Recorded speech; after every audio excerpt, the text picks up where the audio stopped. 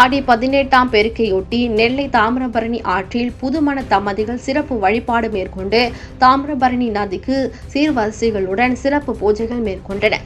ஆடிப்பெருக்கு என்பது ஆடி மாதம் 18ஆம் நாள் கொண்டாடப்படும் நிகழ்வாகும். தமிழகத்தில் 6 பெருக்கெடுத்து ஓடுவதை கொண்டாடும் பாரம்பரிய விழாவாகும்.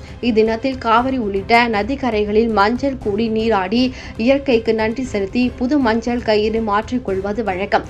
அதன்படி நெல்லை குறுக்குத்துறை சுப்பிரமணிய சுவாமி திருக்கோவில் தாமிரபரணி படித்துறையிலும் 18ஆம் பெருக்கையொட்டி பெண்கள் திரளானோர் கலந்து கொண்டு வழிபாடு நடத்தினர். தாமிரபரணி நதிக்கு சிறப்பு வழிபாடுகள் நடத்தி கலச்சங்கள் வைத்து சிறப்பு பூஜைகள் செய்ததோடு கலச்சங்களுக்கு மஞ்சள் கயிறு புதிய வஸ்திரங்கள் அணிவிக்கப்பட்டு பல்வேறு வகையான சாதங்கள் படைக்கப்பட்டு சிறப்பு பூஜைகள் செய்யப்பட்டது.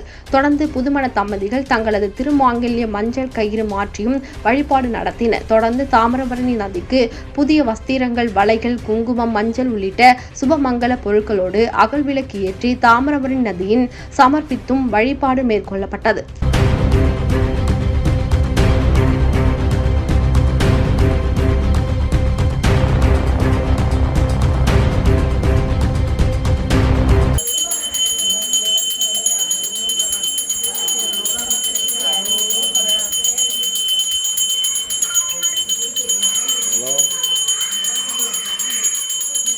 இந்த குறுகுத்துறை கோயிலில் இது காவேரி அண்ணன் இது கும்பிட்ற ஆடிப்பெருக்கு.